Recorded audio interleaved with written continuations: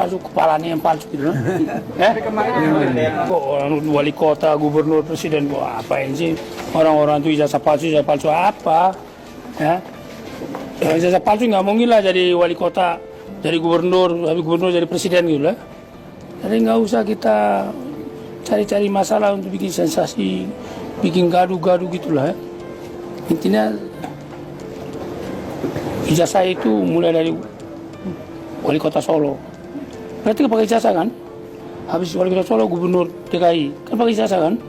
Habis gubernur DKI, gubernur, kan pakai ijazah kan? Kok sekarang baru ributin palsu, kepalanya yang palsu gitu kan? Iya, Hercules saja yang gantikan rektor Ibu Opa, karena Hercules yang paling paham ijazah Joko Widodo asli katanya. Nah, kan Hercules saja yuk, Hercules jadi rektor aja lah kau. Ya. Termasuk di dalam urusan politik. Jadi misalnya kita memutuskan untuk membuat pemilu itu serempak. Ini pernah nggak membayangkan perilaku apa yang muncul dari pemilu serempak? Nah, kadang-kadang kita kerjain dulu, terus habis itu kita lihat perilakunya bagaimana gitu. Padahal itu so predictable. Ini pernah dikerjakan di berbagai tempat lain. Situasi kita sekarang, kita tidak memiliki kemewahan untuk membangun di tanah kosong, Mas. Kita ini mungkin seperti komplek di Mas Aang di sini, Mas. Udah jadi perumahan di sini nih. Bangunnya sedikit-sedikit, kemudian rumah sebelahnya belum ada, terus nanti nggak lama ada. Kita di Indonesia itu kira-kira udah begitu tuh. Udah ada institusinya, udah ada pemerintah daerahnya, sudah ada, sehingga kita tidak mungkin land clearing lalu memulai dari nol.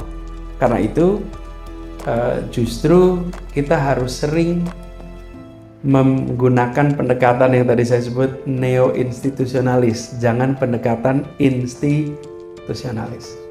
Jadi ketika kita bilang kita lakukan desentralisasi, sebentar, sudah ditakar belum nih perilaku apa yang akan muncul? Nah, kebanyakan kita belum. Menurut saya itu harus dikerjakan.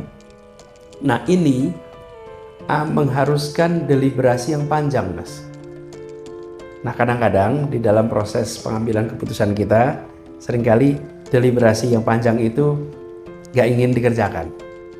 Jadi kalau Mas Dedi kerjain dengan teman-teman kan ada deliberasi yang panjang tuh sebelum sampai kepada sebuah final rancangan. Nah, kita deliberasi itu seringkali tidak dikerjakan dengan baik. Nah, saya memandang itu perlu dikerjakan. Itu ya kira-kira, Mas.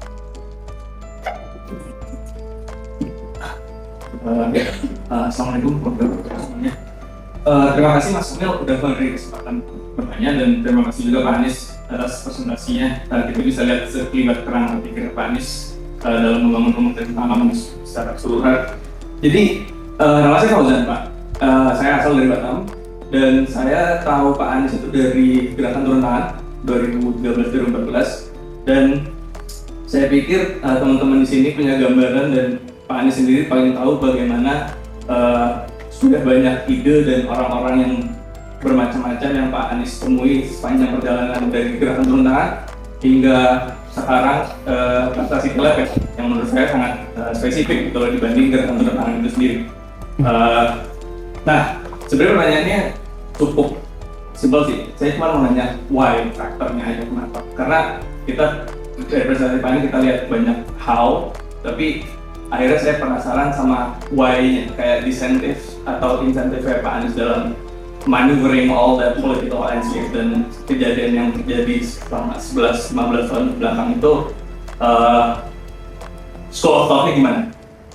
Beberapa teman saya ada yang insentifnya uang, nyari gaji di tempat yang besar. Beberapa teman mungkin insentifnya adalah fashion design, di gaji UMR di studio masih mau lembur. Tapi kalau dari Pak Anies sendiri, nah itu isi. Makasih.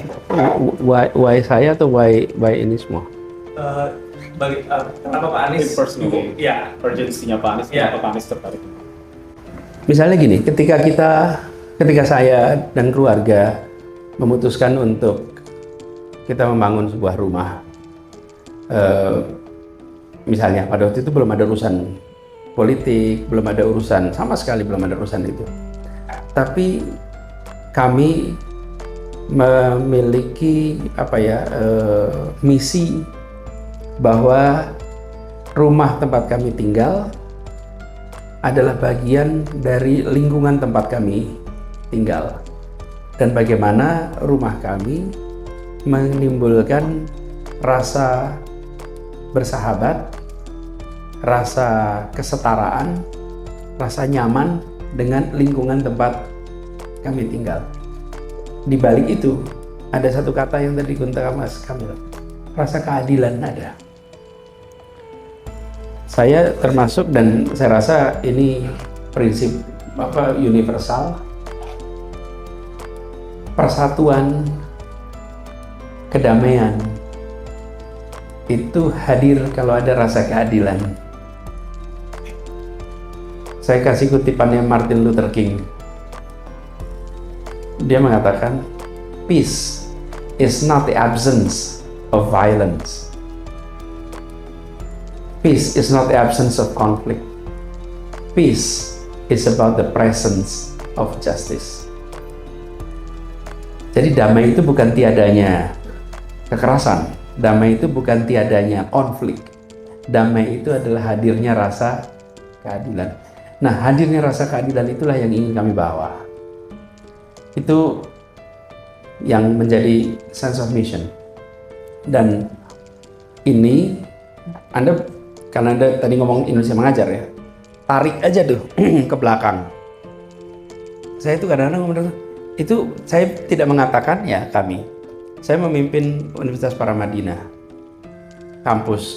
kampusnya itu agak mahal untuk ukuran kampus di Jakarta, tapi lokasinya di Mampang, di antara kampung yang padat.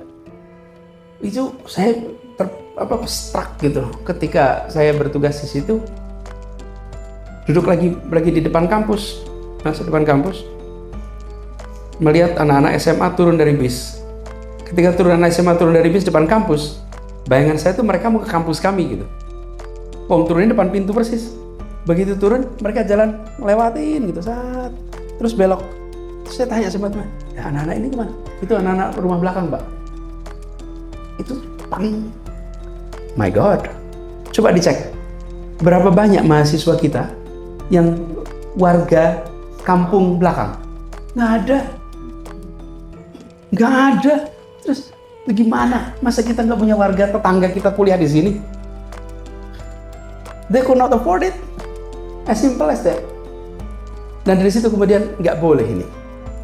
Lalu dibuat program. Nah, cuman kita bukan universitas yang berdana besar juga. Jadi dipikir caranya gimana. Nah, ketemulah caranya. Dari Suwil katanya. Teman-teman tuh mikirin, ketemu dengan rumusan gini. Pak, unit cost-nya kampus itu per kelas, bukan per siswa.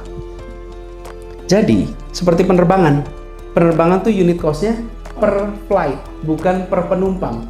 Jadi kalau kapasitas kursi penerbangan tuh 100, penumpangnya 50, sama penumpangnya 100, cost-nya sama. Oke, kalau gitu cek ruang kelas kita, kapasitasnya berapa, kosongnya berapa. Yang kosong itu kasihkan buat tetangga kita kuliah. Nggak nambah biaya ke kita kok. Mereka rumahnya juga di belakang situ. Dibuatlah program itu langsung. Nah, ini menarik nih. Saya pengalaman pertama saya berinteraksi dengan RT-RT di Jakarta. Jadi ke direktur, seluruh ketua RT Mampang dikumpulin sama Pancoran. Dikumpulin di kampus. RT RW. Datang itu seruangan penuh orang. Saya bilang, loh, kita kan hanya undang ketua RT. Kenapa warga semua datang? Karena se-aula itu penuh. Terus dia bilang, ya ini semua ketua RT, Pak. Lah, sebanyak ini RT-nya gitu kan. Iya, Masya Allah. Kalau di Pondok Indah, 1 hektar, mungkin 15 rumah. Oke? Tapi kalau di Mampang, 1 hektar, puluhan rumah. Jadi daerah yang padat ketua RT-nya banyak. Saya kaget betul. Itu pertama kali saya, Masya Allah, sebanyak ini gitu. Lalu dijelaskan program ini. Dan akhirnya mulailah anak-anak dari tetangga itu masuk. What's the why sense of justice, perasaan keadilan, perasaan kesetaraan. Kalau dari sisi repot, kami ini universitas swasta, nggak harus ngongkosin orang lain, nggak ada. Dan itu dikerjakan long ago, bukan kayak dikerjain sekarang. Oh ya, ini kan karena Anda berada di wilayah politik. Itu saya nggak ada urusan dengan itu semua. Itu 2008, nggak ada urusan dengan itu semua. Tapi sense of justice, perasaan keadilan itu kalau disebut sebagai sense of mission. Lalu Indonesia Mengajar sama, kita maju pendidikan itu yang di ujung-ujung siapa yang ngurusin? Kalau nggak kita dorong anak-anak kita untuk ke sana. Jadi sebagai tadi istilah saya ideologi itu sebagai the why. Dan memang betul pertanyaan Anda. It's very important untuk bisa kita mulai dengan why.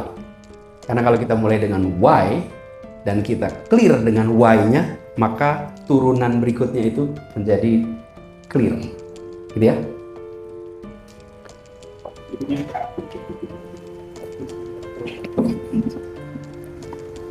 Ya, masih Mas atas kesempatannya. Selamat sore Pak Anies. Perkenalkan nama saya Kemal. Dan sejak tahun lalu saya sempat banyak untuk menelusuri rekam jejak Pak Anies. Dan dalam proses itu saya menemukan satu video Pak Anies yang waktu itu ada menjadi pemateri untuk acara yang waktu itu untuk PBI London, di mana di situ Pak Anies sempat menyampaikan satu nasihat. Kisruh ijazah Pak Jokowi, teman-teman, yang diduga palsu tersebut ya.